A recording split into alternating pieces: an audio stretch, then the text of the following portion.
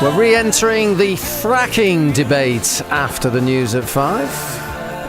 For and against. The details coming up, as I say, in the next half hour of the programme. Scarborough, Harrogate, Selby. 5:05. And we're talking fracking because 12 months ago we couldn't stop talking about fracking as we were reporting on standoffs between protesters and police at Third Energy's fracking site at Kirby Misperton near Pickering. And drilling was expected to start, well, now. And 12 months on, well, here we are with Third Energy. Well, where are we with Third Energy? That's the question. We're going to be asking the question, what now for fracking in North Yorkshire? We'll also hear from a Yorkshire businessman who's bewildered by how he's supposed to plan for Brexit, when the politicians don't seem to know what's happening with Brexit. And we'll hear about the British successes at the Emmys in America. But first, will we ever see fracking happen at Third Energy's fracking site at Kirby Misperton? It wasn't long ago that protesters turned up in numbers because of that very prospect. But back in March, the company moved all its equipment off the site as they awaited the final government paperwork to allow them to start fracking. And water monitoring tests mean that fracking is unlikely to take place in North Yorkshire this year. So while another fracking company, Quadrilla, say it's just weeks away from starting fracking in Lancashire, what next for Third Energy? BBC Radio York's Mike Kemp has this. I'm advising you now that you are blocking the road and the highway and you need to move out of the way to allow these vehicles to get off the road. What a difference a year makes. This was the scene in Kirby Misperton with protesters and police at odds as Third Energy prepared to frack. You have failed to respond to the warnings and directions given. If you now refuse to move from here, from where you are either sat or stood, then you may be liable to arrest. Now, after Third Energy packed up and left with no fracking having taken place, the village has returned to this. I have friends in Kirby Misperton, a lot of friends in Kirby Misperton. You can go up there, you don't have to be worried about anyone hanging around street corners or slow walks or roadblocks or police, lock-ons, nothing like that. Everything's been running smoothly and back to how it should be. The police CCTV cameras have been removed. The 30-mile-an-hour speed limit near the planned fracking site has been lifted. Many of the anti-fracking posters have gone. A couple of houses are up for sale. A couple have been sold.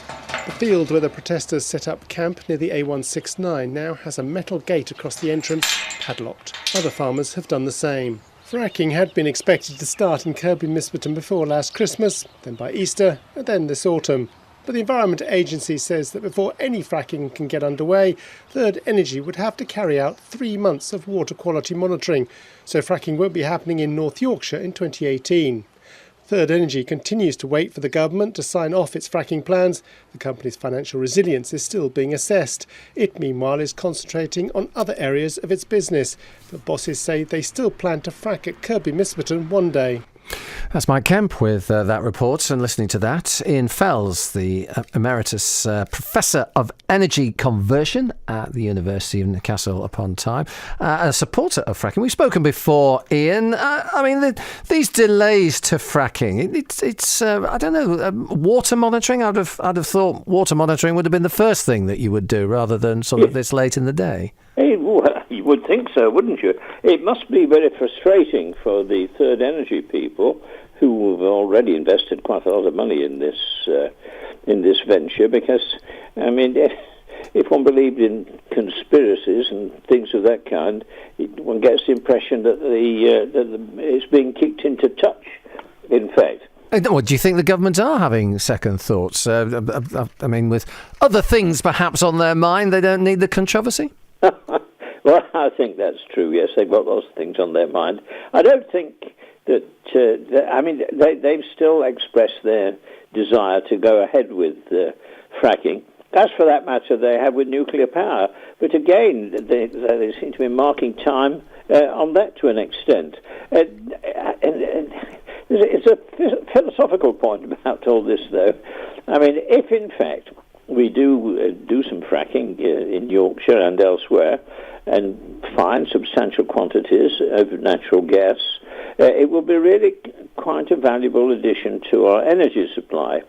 And in America, where they have always had to import oil and import gas, but particularly oil. They moved to fracking, and now they are exporters of both oil and gas. An amazing turnaround and very good for their economy. But they have had disasters, haven't they? They have had some pretty unpleasant incidents with fracking. Well, yes, they made mistakes. They haven't monitored it as carefully as they should have done. Although the disasters I know about and have seen have been fairly minor, but they shouldn't have happened. And proper chemical engineering sorts all that sort of thing out, so that on the national scale. I approve of the idea of fracking, but naturally I am concerned about the environment and so on, particularly in North Yorkshire, which I'm very fond of. I'm a Yorkshireman, although I'm from South Yorkshire, in fact. So it's a bit of a conflict, isn't it? Are we going to go ahead with fracking? I think that Third Energy probably, looking at the protesters, who do seem to be very well organised, are probably beginning to despair a bit. If you were a betting man, Ian, do you think fracking will happen in North Yorkshire at some stage? I think it probably will. It may not happen there first, though. I mean, the person who's really going to push ahead with fracking is Jim Radcliffe, who is the owner of INEOS, this huge chemical engineering company, and they have a lot of the licenses in the area for fracking.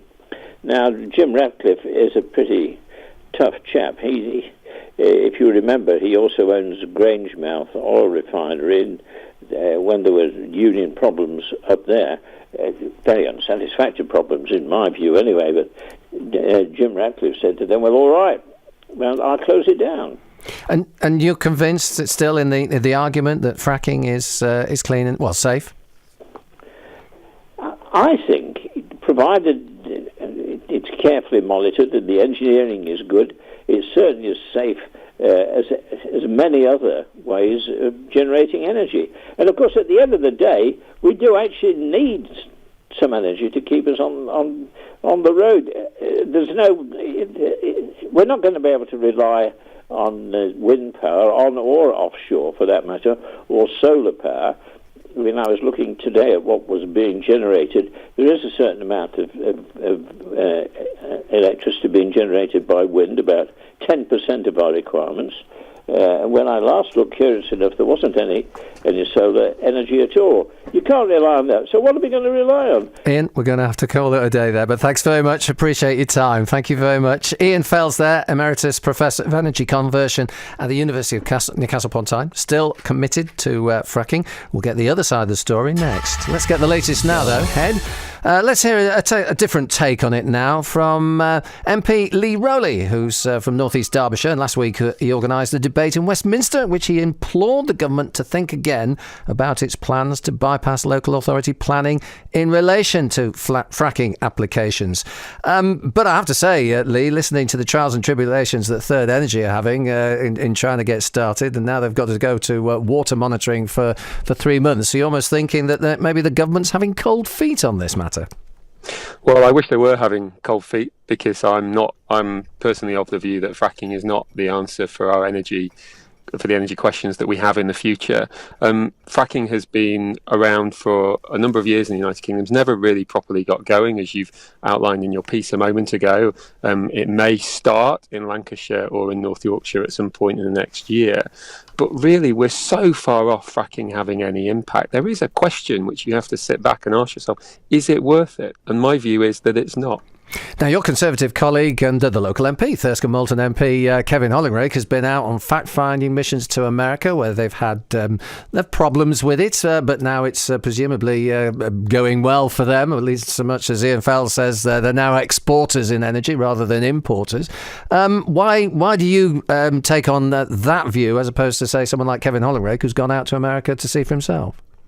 Well, I think the fundamental issue I have with what the professor said, and he was very eloquent in his argument for fracking, but the fundamental problem is we aren't America.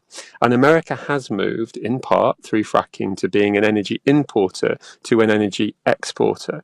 But no one, even the most optimistic of scenarios over the next 20 to 25 years, is suggesting that even if fracking was done at massive scale, which it's clearly not at the moment, and there's huge opposition to doing it at all, but even if fracking was done at massive scale in the UK, no one is suggesting that that will happen here. The best estimates are that about a third of our gas imports would no longer be necessary. We do that domestically. But to achieve that, so even just a third, which would still mean we're importing 2/3 of our gas from Norway and Qatar and everywhere else. So we're still in the market. We've still got to deal with all of that. Even that third, which would be switched to domestic production, would require thousands and thousands and thousands of wells across Yorkshire and Derbyshire, where I represent, tens of thousands of lorry movements, lots of pipelines, massive rigs, and the wholesale industrialisation of our countryside. I just don't think that's going to work, and I don't think this is the future for our energy needs. In the meantime, while we look at renewables and try to get them on tap and more consistent, perhaps, as Ian Fells was remarking, that the inconsistency of getting energy from renewables is still some way off. How do we keep the lights on?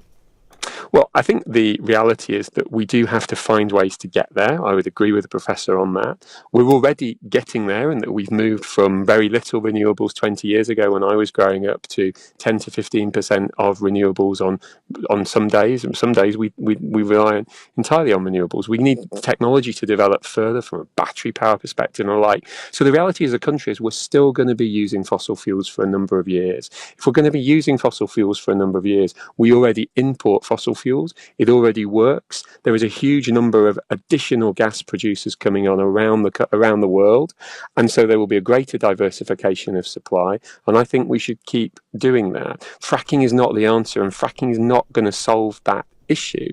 And fundamentally for me, if you take my example of where fracking will happen, if INEOS, who the professor talked about, if they get their way, in a tiny village called Marsh Lane, just south of Sheffield, we are going to see the industrialisation of a countryside that's been largely unchanged since the 1700s.